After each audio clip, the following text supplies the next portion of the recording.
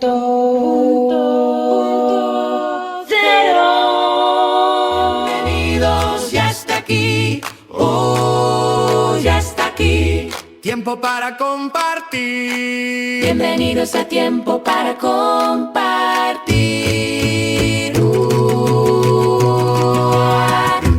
RTV.0, en su espacio Tiempo para compartir, y desde la Agrupación Estudios Pictóricos y Sociales Francisco de Goya, y Sección de Derechos Sociales, del Ateneo de Madrid, presentan el libro Antirrimas de la Luna, de Antonio Perán Elvira. Presenta Paco Forte. Intervienen Antonio Perán, autor, y Maite Pedraza.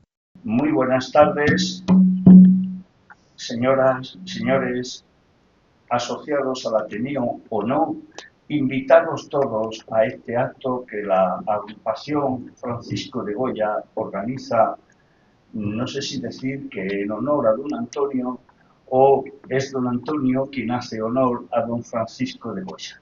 En cualquiera de los casos, estamos aquí para asistir al nacimiento de un nuevo poemario de nuestro poeta de lujo.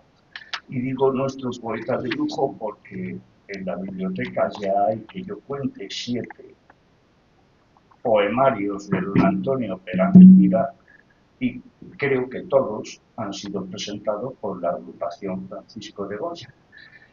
Alguno fue por la sección de literatura antes de que Francisco de Goya naciera.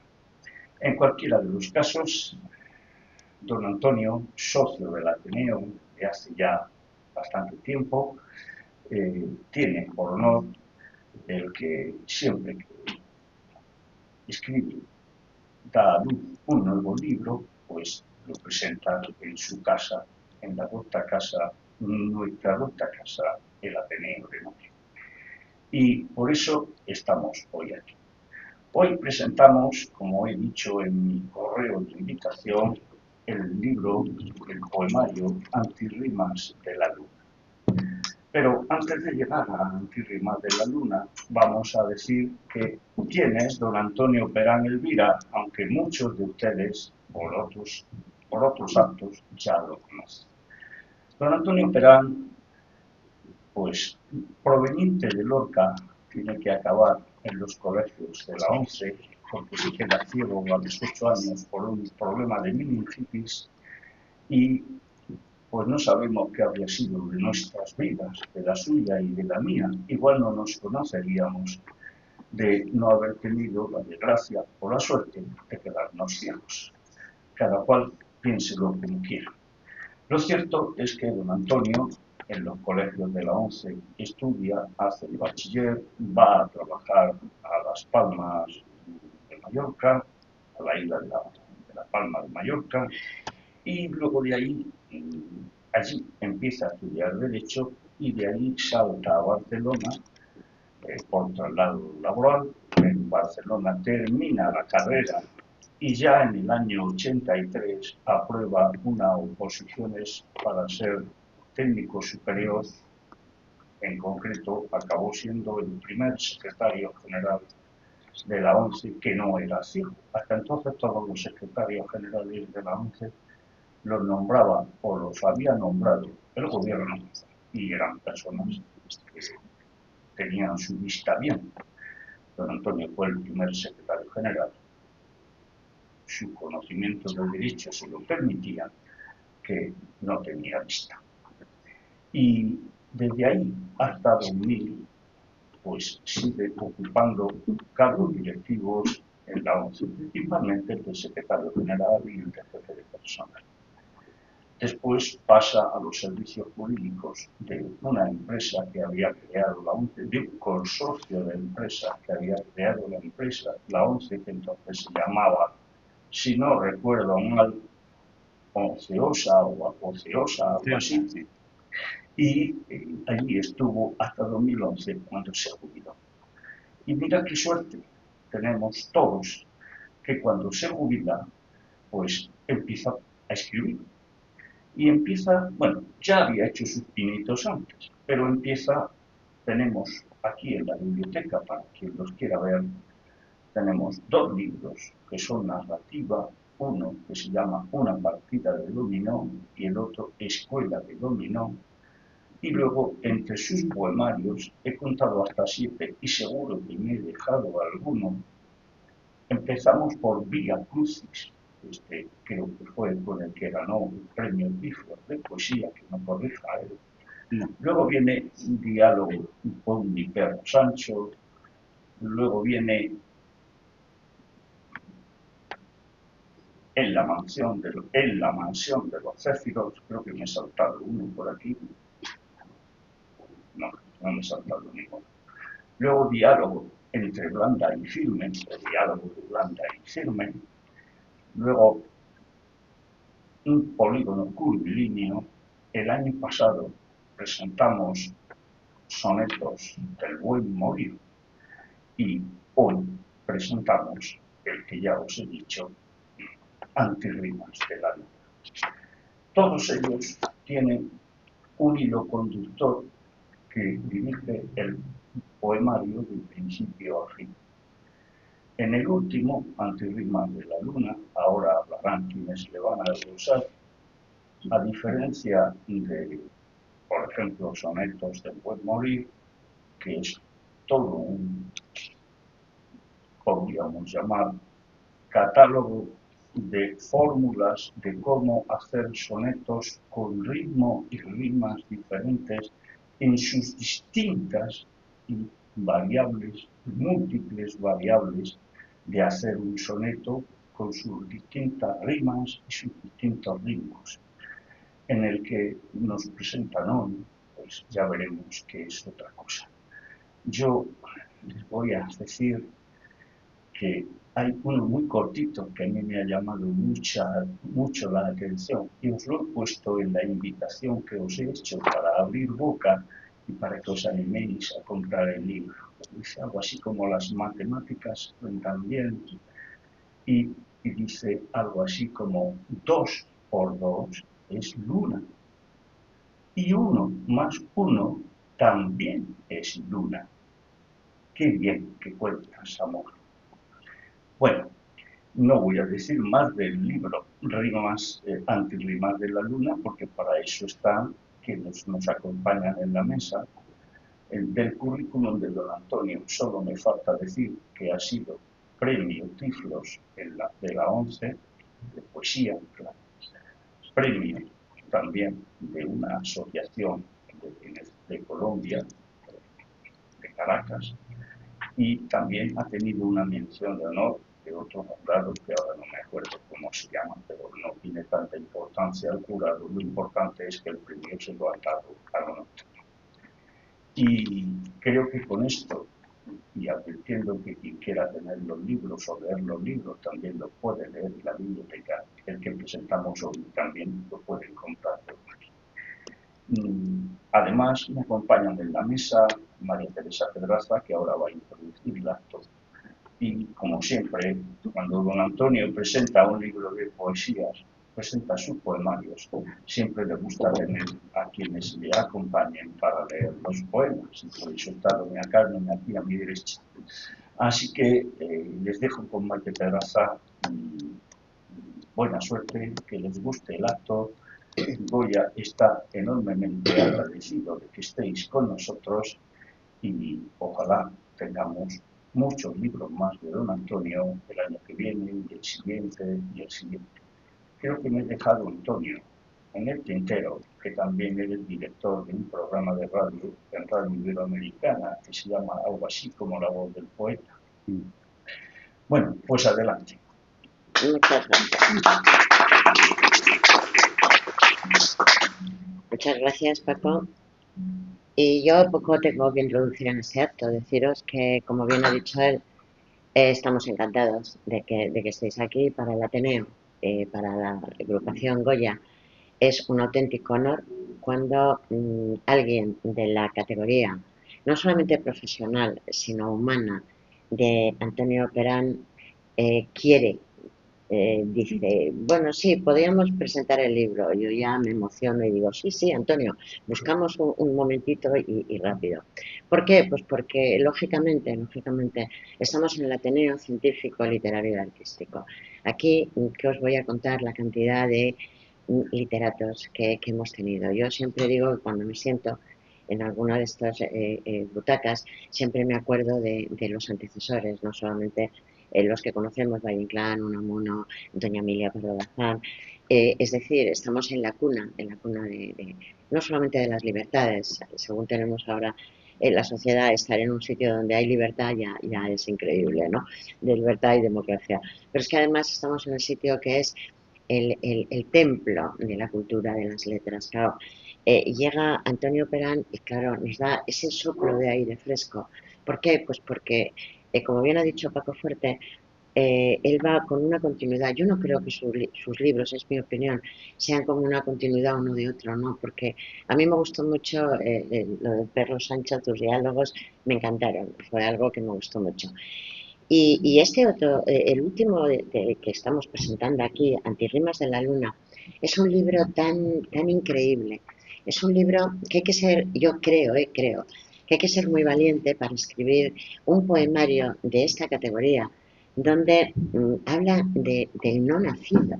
O sea, además, yo recuerdo hace poco cuando le presenté en el programa mío de radio, y yo le decía, ¿quién te ha dado esa idea o qué ocurre? Que se lo voy a volver a preguntar delante de todos vosotros. Tú un día estás en tu casa y después de leer, de escribir sonetos del buen morir, de pronto dices, no, ahora voy a escribir al no nacido. Yo se lo pregunté y me dijo, bueno, algo me contó bueno, pues que tenía interés en hacer algo de la gestación. Ya de por sí, este libro es increíble, solamente con la portada. La portada lo voy a poner aquí porque como tenemos la suerte de tener a Bernabé, a Julián, acá, para que nos graben, lo pondré así para que también nuestros tengan que verlo todos nuestros amigos que a través del canal, que os lo agradezco muchísimo que estéis aquí, a través del canal lo vayan viendo. Ya de entrada la carátula es impresionante, pero es que hay que ser, insisto, digo, muy valiente para escribir eso. Y yo estoy emocionada, no solamente de estar, cuando me han preguntado, ¿cómo nos ponemos? Digo, no, yo al lado de los dos, a ver si se me pega algo, ¿no? En mi pueblo, mi padre siempre decía, tú ponte con a buen árbol se arrima, a buena sombra te cobija. También dar las gracias a tu mujer, porque yo creo que tu mujer ha hecho ahí un papel, vamos a llamarle papel, importante. Siempre la tienes ahí, es tu apoyo. Y yo creo que también te habrás acordado de ella cuando hablas de Antirrimas de la Luna. Vamos a seguir hablando. A mí me gusta cuando la presentación de un libro, pues que sea un poco coloquio y cuando ya hablo un poco Carmen y que hables tú. Porque claro, Carmen igual, escritora. Claro, ella dice, no, pero es que a mí este libro me gusta, Antirrimas me gusta ya, pero es que ella tiene otros libros que es una auténtica maravilla. O sea, yo luego lo diré al final. Carmen, ¿por qué no nos cuentas un poquito o te parece? Mira, voy a hacer una cosa. Primero le voy a dar la palabra a Antonio, que nos diga, porque a mí esto me interesa mucho. Bueno, no, con esto mismo. Antonio, la pregunta que te hago es la que te hice el otro día en la radio. Tú un día te levantas y vienen las musas las llaman, las musas van contigo, o únicamente dices, me pongo a escribir y algo me saldrá. Bueno, yo he dicho muchas veces que yo no creo demasiado en las musas. Digo lo de demasiado porque no creer en las musas es un atrevimiento, vamos,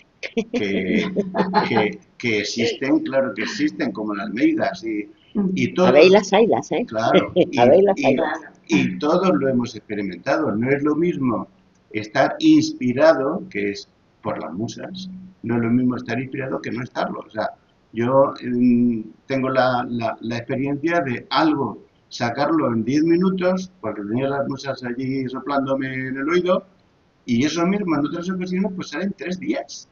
Entonces, vamos a ver, las musas sí existen, pero yo lo que no hago es esperar a que lleguen. Entonces, yo las llamo. Eso está muy bien. Yo las llamo y además las presiono y las chantajeo. Y si yo esta noche, cuando llegue a casa, si yo esta noche cojo y las llamo, ¿tú crees que a mí me van a venir? Bueno, A lo mejor. inténtalo, A lo mejor. inténtalo. Entonces, bueno, yo es que tampoco quiero romper el orden. Si queréis, yo tengo que hablar del libro. Me da igual hacerlo ahora que hacerlo después de... Primero quiero, no, a mí de me da todo. igual el orden, yo creo que, a ver, yo tengo mi orden mental y ya No, llega un momento en la vida que estás cansado ya del orden de la, bueno, o la obediencia, mira. Yo lo que quiero es que nos hables una pizca del libro para que luego después pueda dar la palabra a otra Carmen, para que ellas, vale, pues venga, pues ¿qué te hacemos... parece? Sí, Háblame sí, un sí, poco sí. de tu libro, No porque cubro... realmente a mí me interesa, yo creo que a todos nos interesa. A ver, cada uno de nosotros tenemos una opinión de tu libro, pero a mí me interesa la opinión del autor. O Sí, sea, ¿qué opinas de tu obra? sí, sí, no. Vamos a ver. Aparte de que yo creo que en este libro es todavía un poquito más necesario, ¿no? La opinión del autor, aunque después el lector es el que definitivamente hace lo que le da la gana cuando lee. El libro ya es suyo, ¿no? Pero yo voy a contar mi opinión, ¿no? El libro se llama Antirrimas de la Luna. Vale, ¿por qué antirrimas? Pues porque, salvo muy excepcionalmente, el libro es un libro que se escribe sin rima. ¿Sí? Ahí lo de antirrimas. De la luna, ¿por qué? Pues porque el libro trata sobre la gestación y en la gestación la luna juega un papel importantísimo, ¿no? Por lo menos en el aspecto, digamos, de medición de tiempos, ¿no? Antirrimas de la luna. Estuve, alguna vez dudé si llamarle Antirrimas de la luna o llamarle Antirrimas de la niña blanca. De hecho, la niña blanca aparece a partir de los capítulos del capítulo 20, aparece ya la niña blanca. Antirrimas de la niña blanca, me gustaba el título, pero me quedé con Antirrimas de la luna. ¿Por qué este libro? Pues la explicación es muy sencilla, ¿no? Y diríamos que muy de andar por casa.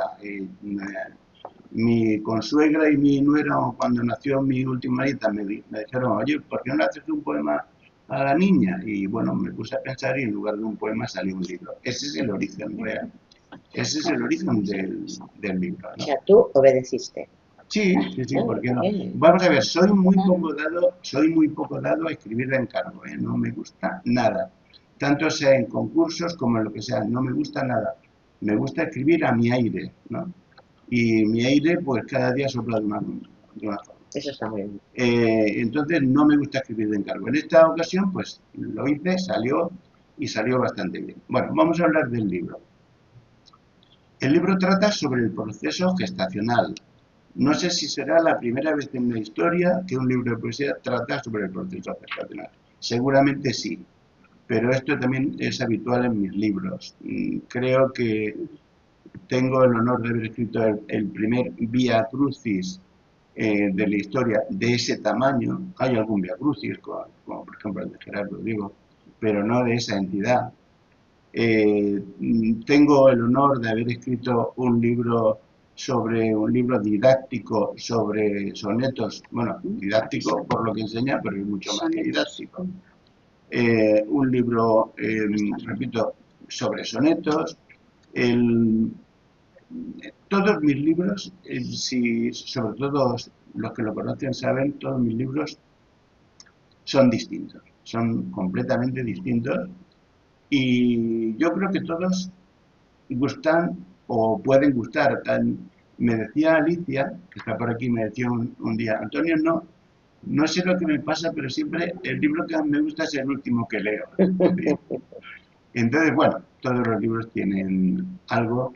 Este yo no diría que no lo calificaría del libro más bonito, es un libro, incluso es un libro difícil. Y a veces es un libro muy difícil, ¿no? El lenguaje es un lenguaje a veces hermético, a veces críptico, pero sí, todas las opiniones que he tenido sobre el libro son favorables. El libro trata sobre el proceso gestacional. Como sabéis, el proceso de gestación, desde un punto de vista científico, tiene 40 semanas. El libro tiene 40 capítulos a los que llamo semanas. Esos 40 capítulos del libro más o menos, coinciden con las 40 semanas. Y digo más o menos porque hay un momento en la vida, en el proceso gestacional, hay un momento en que el niño lo único que hace, en que el feto lo único que hace es crecer. O sea, no hay nada que decir, porque ya se ha dicho todo. Entonces, en ese momento, aprovecho para hablar en el libro de los sentidos. ¿Por qué? No me salgo del proceso gestacional, porque los sentidos es algo que se va formando en el proceso de gestación, y cuando en las últimas semanas el libro tiene los sentidos plenamente desarrollados como para empezar a funcionar. Entonces, pues hablo de los sentidos. Cuando le toque a Carmen Feito, hemos elegido en principio unos 5 poemas. Carmen nos va a recitar el poema número 1, porque el poema número 1, en todos los libros, pero en este sí cabe más, el poema número 1 es un poema clave porque es la síntesis del libro. Es la síntesis de todo el proceso gestacional. Vale, genial. ¿Qué pasa a seguir? Carmen, léenos el número 1. Muy bien. Sí, espera, a ver. No llego. Haz un esfuerzo. No, es que no me da gracia. Tengo los brazos un poco mal últimamente. Sí. Ahora, fenomenal. A ver, ¿dónde tengo que dar? No das en ninguno. pues Bajo un ya, poco. ya. Está conectado. Muy bien, muy bien. A ver, Buenas tardes primero. poema número 1. Y vamos a ver el poema número 1. Primera semana. Lluvia de luna. Llegó la lluvia una vez más. Y sin embargo, no volverá a caer mientras se beba dentro. Tras la avalancha, la vida adquiere el rango de lo posible. Es como virus de prevención inútil, porque lo oculta la antelación del tiempo y un caprichoso duende. Sin otro quórum que el de la luna móvil, se vierte y cae. Y es ese lapsus lo que convierte en crisis la regla misma, lo que le da al futuro motivos por costumbre. También a Venus le cabe en buena ley cambiar las tornas, así del rojo color que la catarsis consigo lleva, se pasa al amarillo que corresponde. Después, el humus conocerá la magia del pez al barro, y en un eclipse de sangre preferida por plenilunios se irán formando puzzles de incalculables piezas, mezclando gestos y rasgos disconformes con sus improntas, haciendo propio lo que de padre y madre le presta alcurnia, y al cabo sigue siendo signo que el exterior te lee. Antonio, ¿qué te parece? Muy bien. Quería que escucháis. Este es un poema que en principio está en la parte difícil, y prefiero lo difícil. Lo voy a explicar todo, pero lo difícil con más gusto. Vamos a ver. Aquí hay. Esta es la síntesis de todo el proceso. Tras la avalancha, última regla, la vida adquiere el rango de lo posible. Fecundación a la vista. Dos últimos versos. Y al cabo siendo signo que el exterior del nacimiento. Ese es el poema número 1. Repito, es una síntesis de todo el libro. Se habla en el libro de algo que, bueno, pues que todos, sobre todo los que hemos tenido la suerte de ser padres, hemos tenido la ocasión de experimentar. Se habla de puzzles, porque los niños cuando nacen son un puzzle físico y psíquico de padre, madre, abuelos, de todo el mundo. Y sacan un poco, pues, de parte de unos y parte de otros, ¿no? Ese es el primer poema. El libro termina Me parece bien, así que vayamos hablando y que vaya... Claro, es que así a mí me gusta más. Carmen va a terminar, o tenía previsto terminar, con el poema 40. Sí, pero déjame antes de llegar al 40, que antes de llegar al 40 nos queda mucho poema. Bueno, sí, Que nos no, quedan muchos. si yo estaba contando lo que teníamos previsto. Carmen, Carmen Martínez, ¿qué opinas tú? Dinos algo del libro. Bueno, yo he de decir que disfruté muchísimo con la lectura de Antirrimas de la Luna. Fui deshilachando las palabras del maravilloso prólogo que escribió Noemí Trujillo, que lo tituló Un poeta embarazado. Y eso me impactó un montón, ese título, y cómo lo desarrollan. Porque Antonio además lo relaciona en este poemario, como ha dicho, con el proceso gestacional humano, y me parece una relación magnífica con el proceso creativo, ¿no? Es como una especie de proceso creativo y él lo ha relacionado muy bien.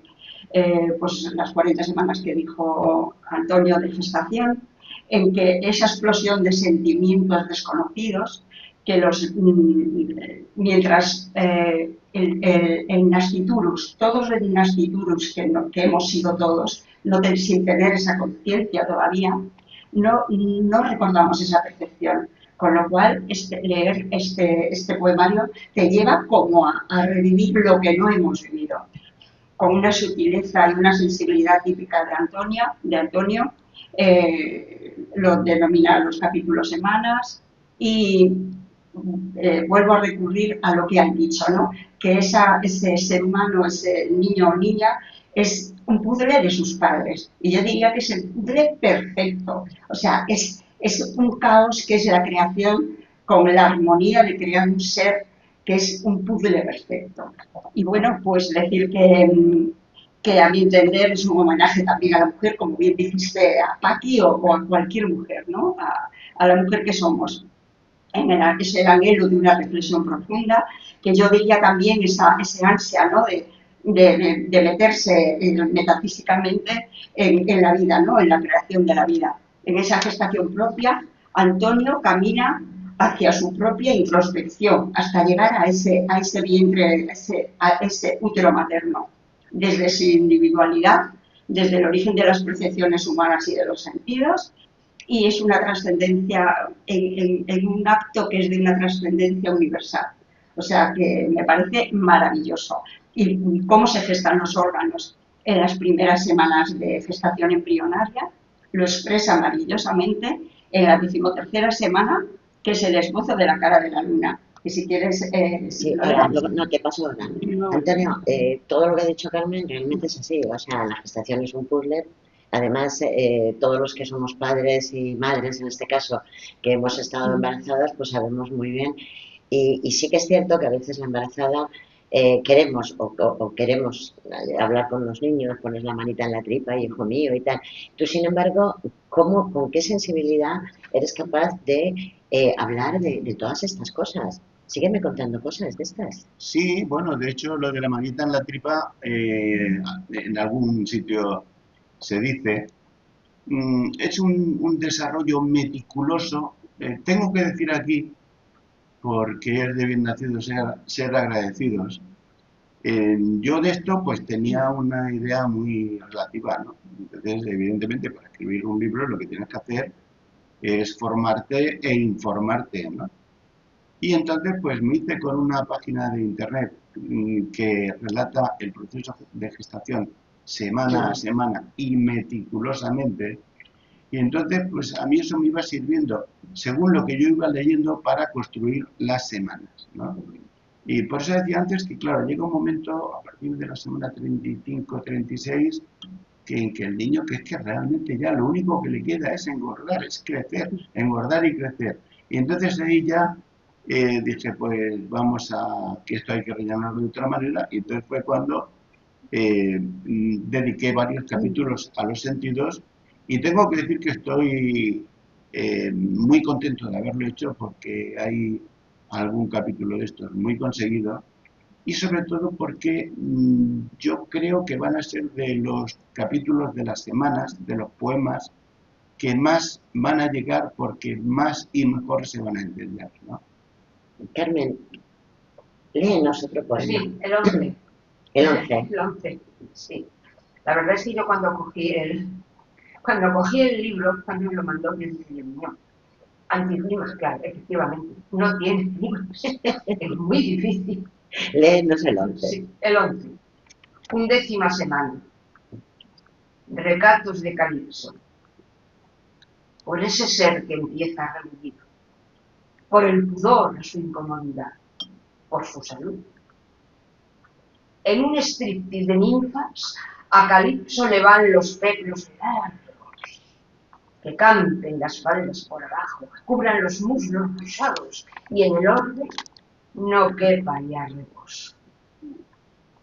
Los peclos lisos con mangas que les sirvan como defensa contra los faunos, proclives a las ascuas de la lujuria, incluso por rescoldo de una muñeca rosa, que se distingan por sus colores grises y que se cierren en la garganta con ese tal remate que en recta frunce y acalma las estrofas del canto de los montes. También elige más amplios los registros de sus atuendos, aunque desmaye la curva por ensalmo y al grácil junco parezca que le sobre la desnudez del corpo. Y es que el Olimpo no cuenta con Oficia para sus fiestas por el recato con que Calipso baila, según murmuran, por el temor custodio de lo que dentro porta. Bien, esto hay que explicarlo. Desgranándolo un poquito. Esto hay que explicarlo. Bueno, lo del Olimpo. tengo que decir que a mí, no sé si decir que sea el que más, no, seguramente no, pero es uno de los poemas que más me gusta porque a mí me encanta la mitología y bueno, aquí está. Tengo que explicar el poema. Calipso, como algunos o como todos sabéis, es una ninfa del universo griego, de la mitología griega. Calipso era una ninfa que regía, que regentaba, que reinaba en una isla que se llamaba Ogygia, perdón, en una isla no, en un sitio que se llamaba Ogygia, que coincide con la actual Ceuta. Bien, pues a Ogygia llegó Odiseo, Ulises, y tuvo un hijo con Calipso, ¿vale? Dicho todo esto, el poema se entiende muchísimo mejor. Entonces, ya supongo que os echaréis las manos a la cabeza si os digo, si leéis y releéis este poema no está hablando de otra cosa que de la ropa premamá. Sí. De la ropa premamá. O sea, entonces Calipso pues era una ninfa que asistía a las bacanales, a las orgías del Olimpo y se lo comportaba pues, como todas las demás ninfas. Llega un momento en que empieza a vestir de largo, peplos largos. Llega un momento en que empieza a cubrirse las mangas hasta abajo. Llega un momento en que empieza a cerrarse el cuello, que en recta frunce, el cuello hasta arriba. Y al final dice, porque murmuran que lo que aquí pasa es que pues, tiene cuidado por lo que dentro, con lo que dentro porta. Este es el poema 11. Reconozco que es imposible de interpretar si no se explica, Bien. pero lo importante es que guste. Pero para eso estás aquí, Claro, querido claro. mío. Sí, bueno. Carmen, dime ese poema que tú tenías ahí. Bueno, pues yo voy a leer la 13ª semana, que es el esbozo de la cara de la luna. Y es maravilloso, como Antonio nos cuenta en este poema, que el feto es una niña. Estuvo oculta la cara de la luna, pero se dio la vuelta y apareció de frente con todos sus indicios. Ya se le notan los rasgos más comunes, se ven los ojos de lente turbia, sellados por el lacre de los gerundios. aún en sus sandalias de caminante en ciernes. Se ven en ambos sentidos que pequeñas orejas hacen de los silencios una verdad que expira, según resuelve su caracol anfibio las misteriosas ondas, para que inspire y aspire con arrobo la naricita. Se descomponen en ella los efluvios, su fama arrostran, por más que se la acucie con profusión de dardos. La boca pulcra, que servirá de cauce después al flujo de la palabra, y en la sonrisa alegre dará a los labios la luminosa mueca de los que son felices. Y resumiendo, se ve clara y distinta la faz completa, la piel efigie de la que el binomio será de niña, pues ya se reconocen los propios atributos. Muy bien, Carmen, ¿qué nos tienes que decir? No, Ya lo entendí, este lo he entendido muy sí, bien. este es un, Este lo he entendido bien. es un poema que se entiende bien, Vale, sí. me consuela. Aquí ya se está presentando a la niña, efectivamente, y bueno, y se va a hablar mucho de la niña a lo largo del poemario. Tiene poemas que creo que son, vamos, a mí particularmente me gustan, ¿no? Carmen. Bueno, la 27ª semana. 21, Carmen, primero. ¿21? 21, sí, y viene bien. Ah, es verdad, Y viene bien por lo que estamos hablando. ¿Cuántos tienes, Carmen, para yo comentar? Tenía 4. Bueno, pues la 21. Pues espérate. Sí, está aquí, está aquí. Esto es el directo, queridas. Que las he colocado un poco, vamos, por orden, pero... Bien. Bueno. 21ª semana. Ah, aquí está. Los días de la niña blanca. Pasan tus horas, niña, de 2 maneras. Unas sin enterarte y otras enteras. Pero, ¿pasan las unas? Aunque lo callan, son ciertas las sospechas. La niña blanca despierta al alba, aún sin saber de días, o bien descansa, sin que precise sombra, ni que la luz influya. La niña vela durante las caricias que la sosiegan, o duermen, mientras a aquellas las drogan las manos quietas, y hasta que las arrullan de 2 en 2 las palmas. En sus vigilias se entera de las cosas, de tan asiduas, y ya se crispa con sacudida abrupta. Ya con tranquila movilidad despacha sus brazos y sus piernas. Algo que incordia la paz de su burbuja son esas notas que distorsionan su soledad e instauran la paradoja de voces y entelequias que existen sin que vivan. Entre las furias de dichas voces raras, al menos una despeja dudas, y en una nana tierna la baraúna convierte en perspectivas de un mundo sin zozobras. Qué bonito, Antonio. Sí, bueno, aquí... Por eso la querías poner, el libro, lo querías poner... La niña blanca, sí, la bueno, niña blanca. la niña blanca aparece en varias ocasiones, sí, aquí, no sé si el primero o el segundo incluso. Aquí está lo que no sé si era Carmen o Maite decían antes, aquí está lo de las manos en la tripa. Sí, yo le he dicho, la manita en la tripa, sí. Sí, aquí está una de las primeras, no es la primera es muy anterior. Está una de las primeras manifestaciones del oído. Aquí el bebé, el feto, técnicamente es feto, pero bueno, a mí eso del feto me suena siempre a que eres un feto, ¿no? Como, Eso decía antes. sí. Aquí el bebé pues ya oye lo que pasa afuera, no solo dentro, lo que pasa afuera. Hay un poema que no vamos a leer, entre otras cosas porque no se ha preparado y no hay que atracar a la gente. ¿Qué poema? Hay un poema que se llama Los fantasmas del oído. ¿Y qué número es? Debe ser el 15.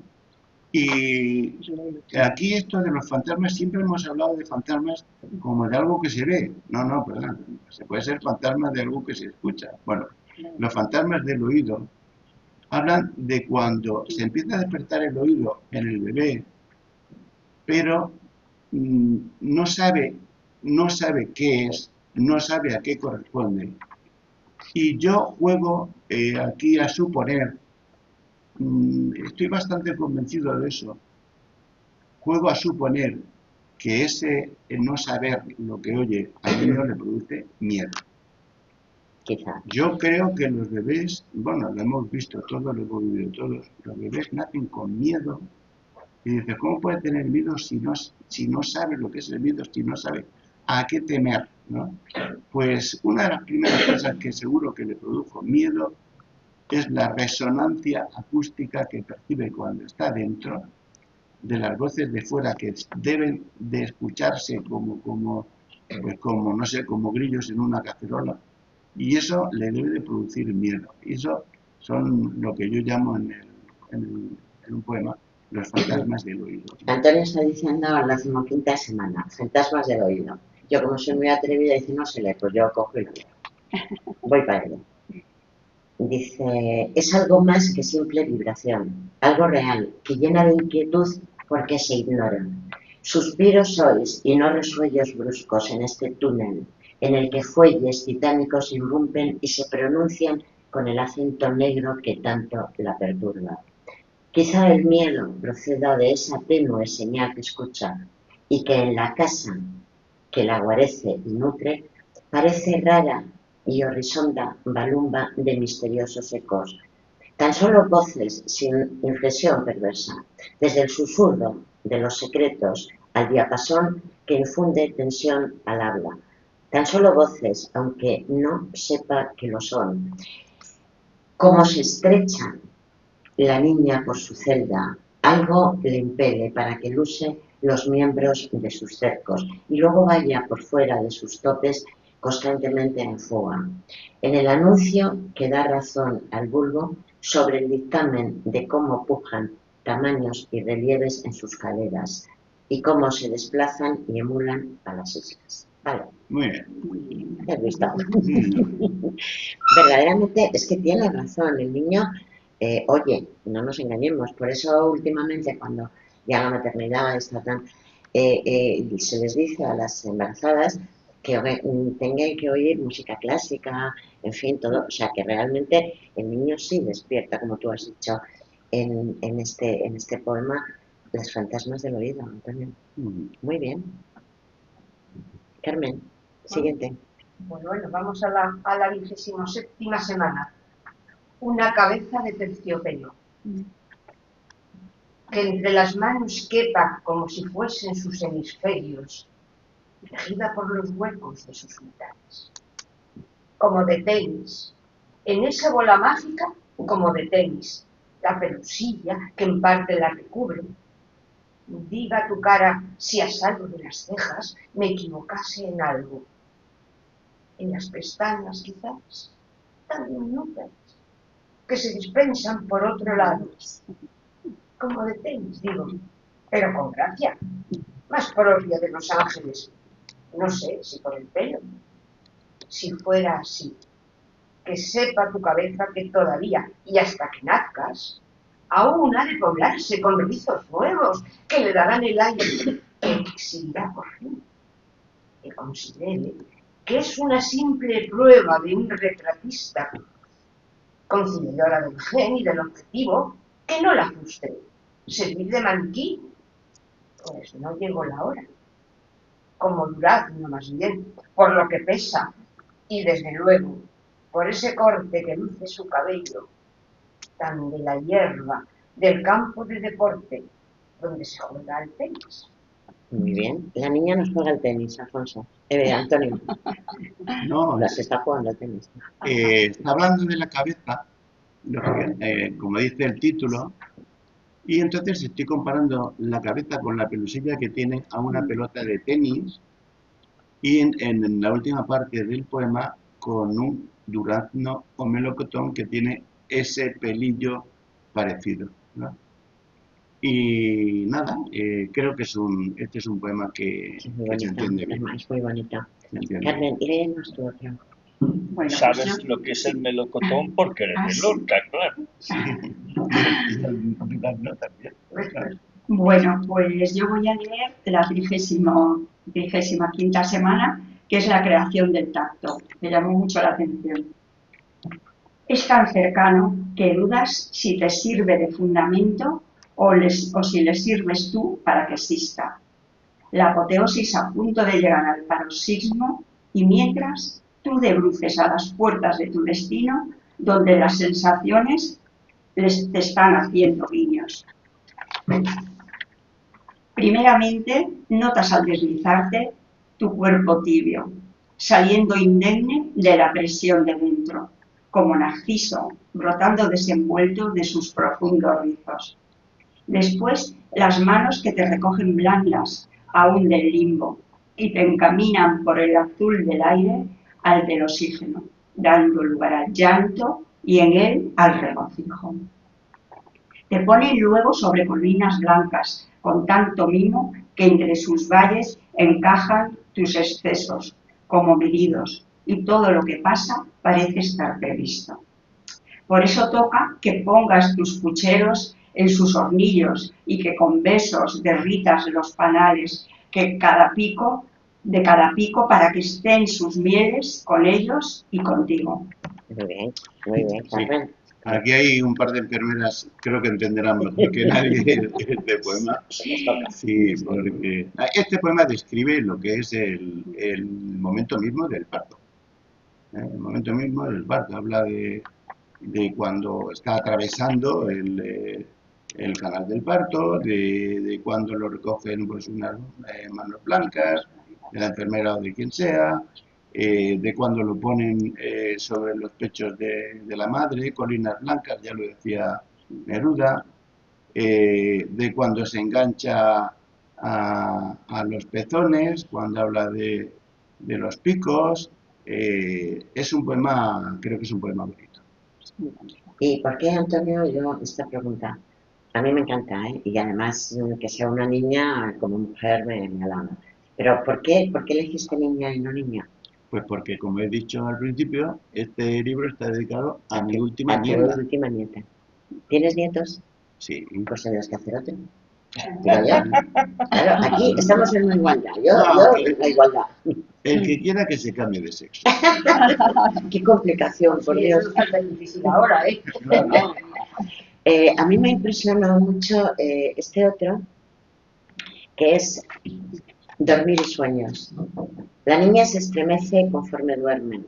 ¿Por qué será si sueña? Quizá porque reduce los sueños a intervalos. Despierta, Peque, que eso de que duermas con tantas ansias cuando te llaman a orillas a lo lejos. ¿Qué sueños valen el de las argonautas tras un vellón de oro? ¿Estás quizá dudosa de las costas que se vislumbran? ¿Acaso temes el más allá que encubren con una capa oscura por sus hebras y prieta por su trama? ¿Por qué como riñen tus miembros con espectros resultan obvias las pesadillas? Despierta, como dije, y al punto observa que sabes ya de pájaros por los que cantas y oyes, por los que escuchas e incluso sin saberlo, a los que entiendes sin traducirlos. Sosiega tu inquietud en una prueba que enseñará a tus gritos a desplegar sus velas.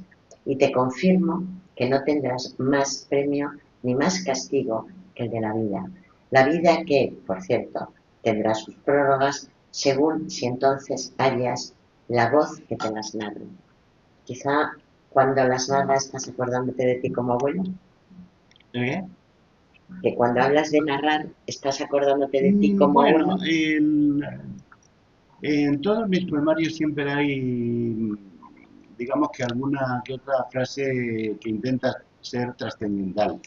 Aquí lo que termina diciendo el poema es que tendrás prórrogas en tu vida si hay alguien que te las narre, que te las cuente. Los abuelos para eso están, ¿no? Sí, puede ser. Estamos para querer, no para educar y para mimar. Carmen. Sí. Bueno, este es el último. Sí.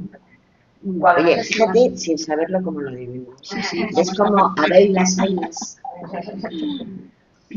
40ª semana. Tierra a la vista.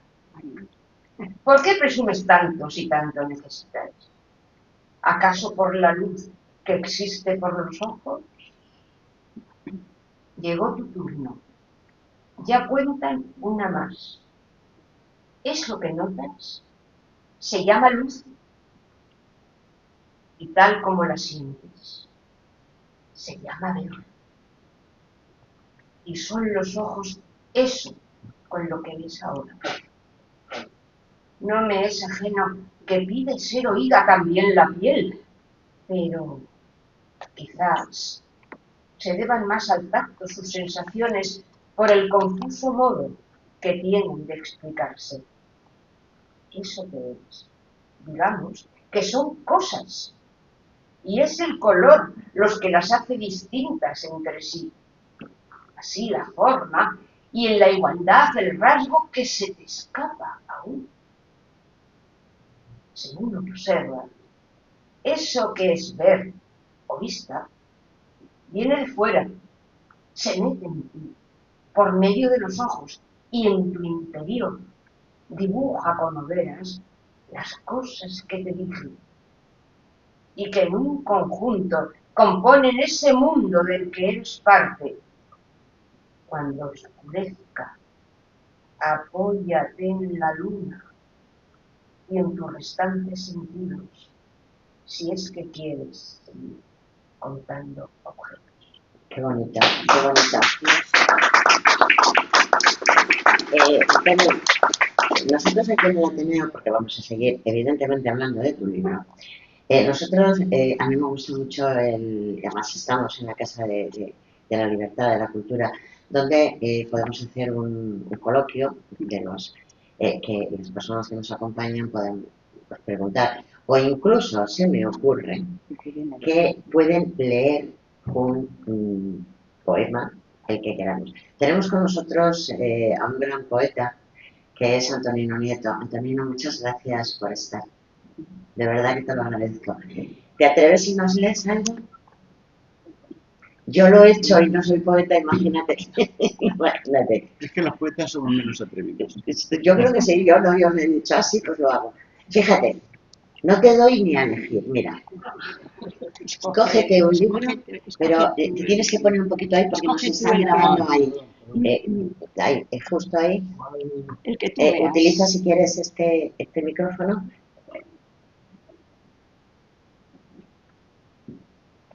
Pues decimocuarta semana, Por ejemplo. Sí, porque no lo la hemos niña leído. y su pobreza. Pero se mueve, aunque nadie lo sepa.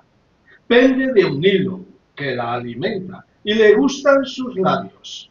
No tiene norte, ni religión, ni industria, ni casi sitio. Y apenas roza la condición de bulto cuando define los ojos ortodoxos lo que la piel embute. No tiene pizca de libertad, ni logros en que se empeñe, ni raciocinio. Sin resistencia corre por una senda que solo le permite seguir y que se exponga. Y mucho menos dispone de fetiche que la complazca con sus poderes y bajo su cobija la ponga a salvo de la inquietud perpetua de qué vendrá a seguido. Está, no obstante, regida por la regla causal del fruto y por sus mandas, sirviendo de pretexto para que nuden las lindes del espacio según el tiempo medre. Por eso pugna por convertirse en algo que todos noten. Será su triunfo sobre lo que le falte. Por eso cobra sentido que insinúe lo que será mañana. Vale. Puedo prometer y prometo que no estaba preparado, ¿eh? No, para nada. Hay que quitarse el sombrero. Totalmente. No estaba preparado. Además, yo siempre digo que y las personas, los que me conocéis, Vicente, tú que me conoces, sabes que yo preparo muy poco, o sea, me gusta el orden, evidentemente, pero no, yo es que creo que la espontaneidad es algo que es, para mí me encanta. Dicho esto, ¿quieres decirnos unas últimas palabras de tu libro? Más que nada para que te lo compren. No, bueno, yo creo que está muy bien. Comentar esto que acaba de leer Antonino, que creo que, aunque está muy al principio del libro, se entiende bastante bien. Esto hace referencia a cuando todavía el feto, el niño, el bebé o lo que sea, en este caso la niña, pues empieza a ser algo, pero todavía no es nada. O sea, no es nada. Como habla ahí de la niña y su pobreza, ¿no? No es nada, no tiene nada, ¿no? Estamos hablando de la semana 14, ya empieza a ser algo, evidentemente, pero todavía pues es poco, ¿no?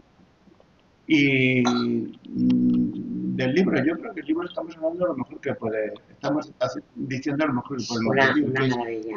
¿Y que cómo se llama nuestra niña? Cayetana. Cayetana. Cayetana. Que es eso, leyendo poemas, porque Sí. no son fáciles, ¿eh? Y entonces, pues hombre, si aquí se tiene la oportunidad de leerlos, de explicarlos y todo esto, pues hombre, qué mayor propaganda del libro pesado. Es que, Antonio, yo soy, a mí, bueno, me gusta leer muchísimo. Yo recuerdo toda mi vida con un libro, siempre, los que me conocéis sabéis que leo muchísimo. Pero leer poesía es difícil, pero es difícil porque cuando dicen, esto es como la ópera, y dices, bueno, yo no lo entiendo, no, tú oyes una ópera que te gustará o no te gustará. Yo la poesía no me atrevo a decir que entienda o no entienda.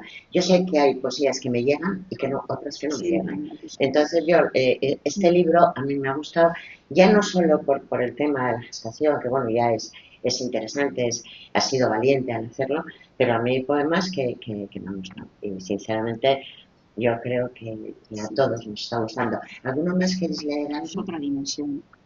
Parece ser que no queréis leer. Yo sí le quería hacer una pregunta a Antonio. Pues házela porque ya cortamos el Se nos va el Es tema. que se nos va el tiempo. Antonio, en el prólogo del libro, no es precisamente la poesía, pero en el prólogo, quien prologa el libro hace un cierto paralelismo con otro libro que escribiste ya hace 2 años, el políedro curvilíneo, sí. curvilíneo, Sí. Como dice, un poliedro curvilíneo. Sí. En el poliedro curvilíneo hablabas de distintas clases de mujeres. Hay la mujer como tal no es la mujer. Sí existen muchas mujeres, muchas clases de mujeres y no hay 2 mujeres iguales. Y decía la prologuista que claro que en este otro libro evidentemente en tu manera de interpretar el embarazo, este antirrimas de la luna, pues también nos lleva a interpretar un embarazo, y hay muchas maneras porque no hay 2 embarazos iguales. ¿Hasta qué punto ese paralelismo es correcto? No sé si te parece bien o no. Bueno, yo lo que creo es que el libro del políedro curvilíneo, pues efectivamente trata a la mujer en distintas facetas, y este libro lo completa porque trata a la mujer en la faceta de la maternidad, cosa que no hace el libro del políedro curvilíneo, ¿verdad? Yo creo que se refiere a eso. Sí, se refiere a eso, a que lo completa. El prólogo, sí. Pues yo creo que has acertado, Antonio, que tú tienes una gran trayectoria a nivel literario. Yo creo que con esto has acertado precisamente porque es un tema, bueno, pues es un tema muy bonito, es muy dulce, es muy tierno y tú lo has sabido enfocar de esa forma. Dicho esto, yo creo que, insisto, daros las gracias a todos y cada uno de vosotros por estar aquí. Si queréis... ¿Alguna pregunta? No, es que los tengo a todos muy calladitos. Por eso ya digo que... Animaros y preguntar cosas, que si no... ¿Alguna pregunta? Lo que no preguntéis ahora ya lo quedáis sin saber. A ver, tampoco lo esfuerces. Si es que se han quedado todos muy claro.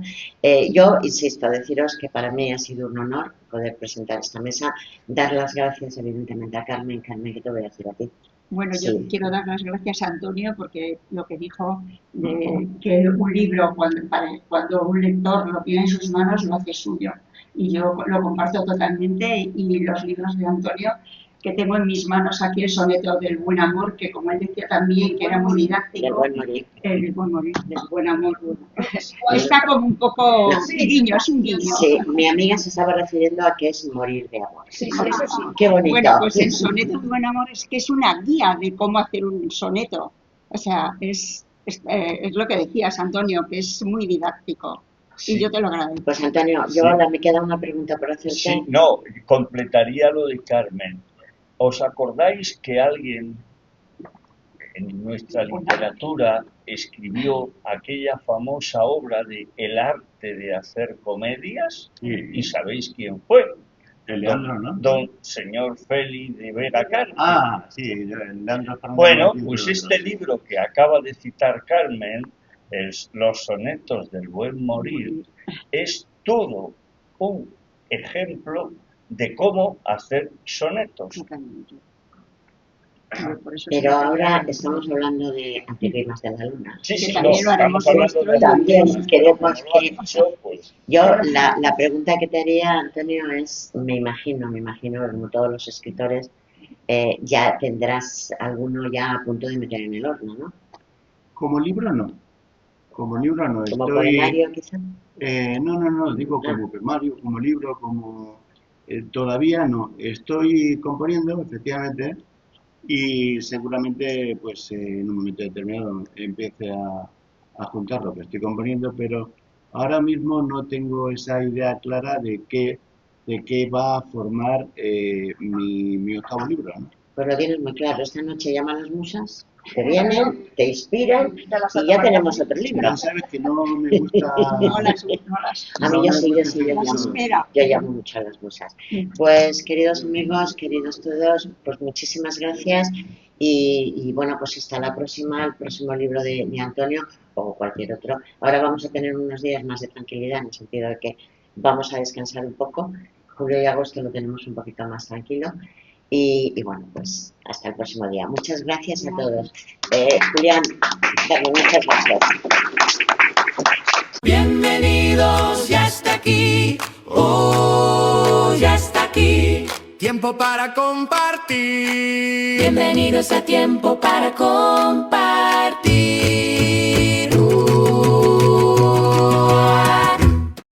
Punto.